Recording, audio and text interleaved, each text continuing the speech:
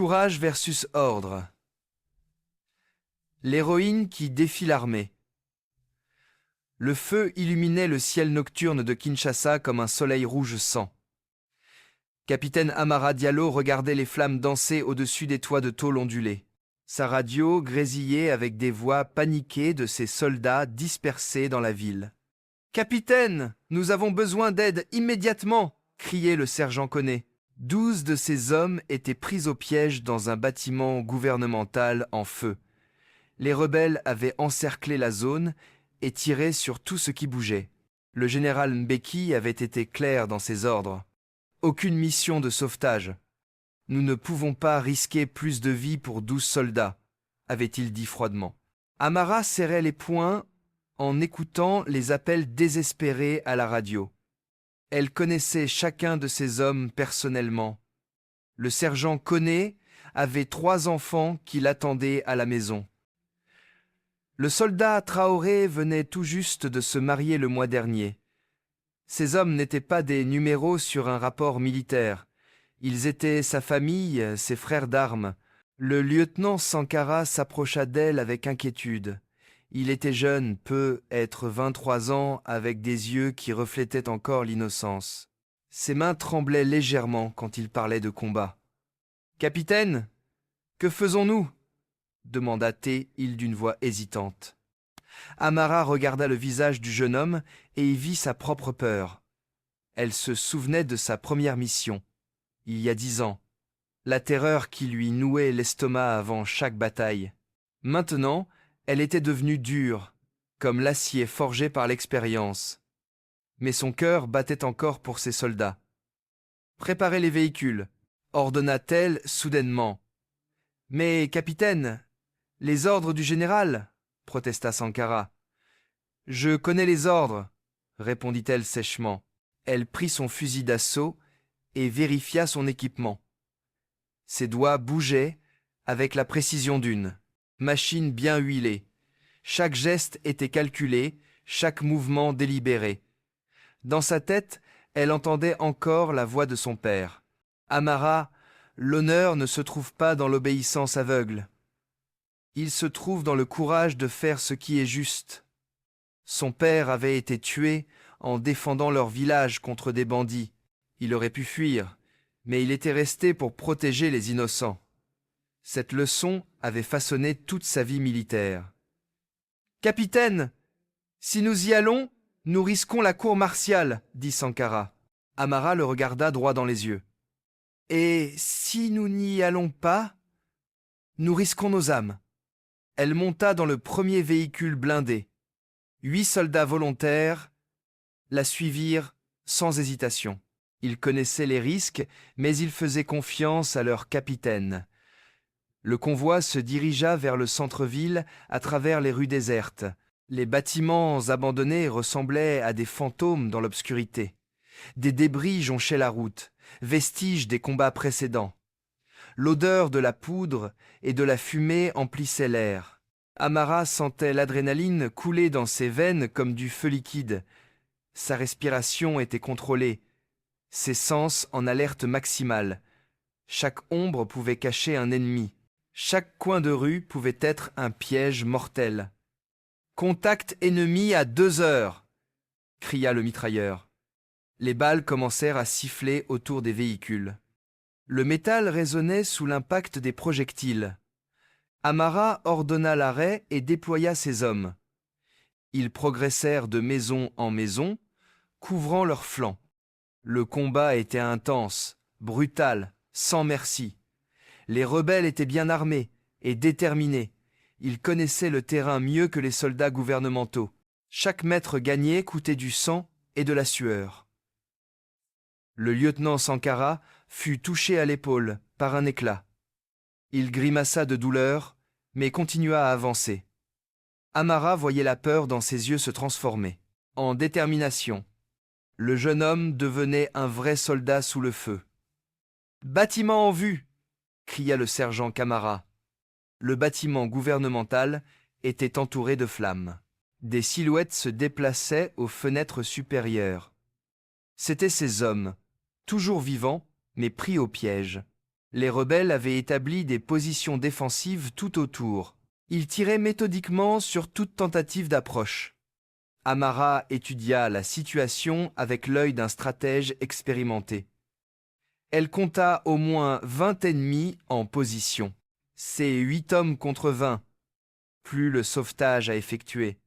Les probabilités n'étaient pas en leur faveur, mais elle avait survécu à pire dans sa carrière. Sankara, prenez 3 hommes et contournez par la gauche. Camara, vous et les autres, créez une diversité par la droite. Je vais entrer par l'arrière pendant qu'ils sont distraits. C'était un plan risqué, presque suicidaire. Un seul homme contre une position fortifiée. Mais Amara était la plus expérimentée de son unité. Si quelqu'un pouvait réussir, c'était elle. Elle rampa dans l'obscurité, évitant les patrouilles ennemies. Chaque pierre qui roulait sous son poids la faisait sursauter. Chaque bruit pouvait révéler sa position. Sa formation de commando lui servait maintenant. Elle avait appris à se déplacer comme une ombre, à respirer sans faire de bruit, à tuer en silence quand nécessaire. La porte arrière du bâtiment était gardée par 2 rebelles. Ils fumaient des cigarettes en parlant à voix basse. Amara s'approcha comme un prédateur silencieux. En quelques secondes, les 2 hommes étaient neutralisés. Elle pénétra dans le bâtiment enfumé. L'escalier craquait sous ses pas, malgré ses précautions. Les flammes léchaient les murs, créant des ombres dansantes. La chaleur était suffocante, l'air irrespirable. Elle entendait les voix de ses hommes au 2e étage, mais aussi celles de leurs gardiens rebelles. Au moins 6 ennemis entre elle et ses soldats. Elle monta lentement, son arme prête à faire feu. Le premier rebelle apparut dans son viseur. Un jeune homme, peut être 10 à 8 ans. Il avait l'air effrayé, ses mains tremblaient sur son fusil. Amara hésita une fraction de seconde. Ce garçon pourrait être son petit frère. Mais il portait l'uniforme de l'ennemi. Il menaçait la vie de ses hommes. Elle pressa la détente sans émotion. Le combat qui suivit fut brutal et rapide. 6 rebelles contre une femme déterminée. L'expérience et la rage d'Amara firent la différence. Quand le silence retomba, elle était encore debout. « Capitaine !» cria le sergent Koné avec joie. Ces 12 hommes étaient blessés mais vivants. Certains avaient des brûlures, d'autres des blessures par balle, mais ils pouvaient tous marcher avec de l'aide. « On sort d'ici maintenant !» ordonna Amara. L'évacuation fut chaotique mais efficace. Ces hommes extérieurs couvraient leur retraite. Les rebelles tentaient de les poursuivre, mais la surprise de l'attaque les avait désorganisés. Le convoi repartit vers la base, avec tous ces hommes, vivants, blessés, mais ensemble. Amara regardait ses soldats dans le véhicule. Le sergent Koné souriait malgré sa jambe cassée. Le soldat Traoré serrait une photo de sa femme. Ils étaient sa famille, sa responsabilité. Elle avait fait le bon choix, même si cela lui coûterait sa carrière. À la base, le général Mbeki l'attendait. Son visage était dur comme la pierre. Derrière lui se tenaient 2 policiers militaires. « Capitaine Diallo, vous êtes en état d'arrestation. Désobéissance aux ordres directs, mise en danger de vos hommes, conduite préjudiciable au service. » Amara enleva ses insignes sans protester. Elle regarda une dernière fois ses soldats sauvés. Ils la salutaient avec respect et reconnaissance. Cela valait tous les galons du monde. La cour martiale eut lieu 3 semaines plus tard. L'accusation était menée par un colonel strict. Il présenta Amara comme une officier indisciplinée, une femme qui mettait ses émotions avant le devoir. Elle a risqué 8 vies pour en sauver 12, argumenta-t-il. C'est un calcul militaire irresponsable. L'avocat d'Amara était un vieux major à la retraite. Il avait servi avec son père autrefois. « Messieurs les juges, commença-t-il, Nous ne jugeons pas un calcul mathématique. Nous jugeons l'âme même de notre armée. Le capitaine Diallo a sauvé 12 vies. Elle l'a fait au péril de la sienne. Elle l'a fait parce que c'était juste. Les témoignages des soldats sauvés furent bouleversants. Le sergent Koné pleura en racontant son sauvetage. Elle est venue nous chercher quand personne d'autre ne voulait. Elle a risqué sa vie pour nous. C'est ça, un vrai chef. Le soldat Traoré montra la photo de sa femme enceinte.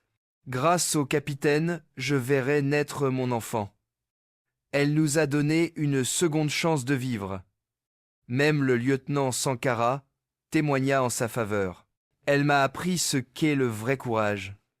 Pas l'obéissance aveugle, mais la justice. Le procès dura 5 jours intenses. Les médias suivaient l'affaire avec passion. Amara était devenue un symbole. Pour certains, une héroïne courageuse. Pour d'autres, une militaire indisciplinée. Le verdict tomba un vendredi matin pluvieux. Après délibération, la cour a décidé. Le capitaine Diallo est acquitté de tous les chefs d'accusation. Son action, bien qu'en désobéissance aux ordres, était motivée par un sens moral supérieur. Elle incarnait les vraies valeurs militaires. Protection des innocents et courage face aux soncilles. Danger. La salle explosa en applaudissements. Ses soldats l'entourèrent avec émotion. Même certains juges souriaient discrètement. Amara fut réintégrée avec tous ses honneurs. Plus tard, elle fut, même promue major. Sa mission fut redéfinie. Former les futurs officiers. Enseigner l'éthique militaire et le leadership moral. Elle créa un programme révolutionnaire. Un soldat obéit aux ordres, disait-elle à ses cadets. Mais un leader sait quand désobéir. Votre conscience doit guider votre courage. Vos hommes comptent sur votre jugement, pas seulement sur votre obéissance. Année après année, ces enseignements se répandirent. Une nouvelle génération d'officiers grandit. Ils avaient appris à équilibrer devoir et conscience, à protéger leurs hommes avant leur carrière. Le sergent Koné devint lieutenant. Il appliquait les leçons d'Amara dans ses missions. Le soldat Traoré forma ses propres recrues. Il leur racontait l'histoire de sa capitaine héroïque. Même Sankara, devenu capitaine, suivait son exemple. Il avait appris que la peur pouvait devenir courage. 10 ans plus tard, Amara était devenue générale. Elle regardait par la fenêtre de son bureau. Une nouvelle promotion de cadets s'entraînait dans la cour. Ils apprenaient à marcher, à tirer, à obéir. Mais surtout, ils apprenaient à réfléchir, à questionner les ordres injustes, à protéger les innocents avant tout. Son héritage n'était pas dans ses médailles. Il était dans chaque vie sauvée par ses élèves, dans chaque décision courageuse qu'il prendrait, dans chaque moment où il choisirait la justice. L'écho de son courage résonnait à travers les générations. Amara sourit en pensant à son père. Il serait fier de la femme qu'elle était devenue. Pas parfaite, mais juste. Pas obéissante, mais courageuse. Le feu de Kinshasa s'était éteint depuis longtemps. Mais la flamme qu'elle avait allumée brûlait toujours, dans le cœur de chaque soldat qu'elle avait formé, dans l'âme de chaque vie qu'elle avait touchée. C'était son vrai triomphe. Non pas d'avoir désobéi aux ordres, mais d'avoir obéi à sa conscience, et d'avoir montré aux autres le chemin de l'honneur véritable.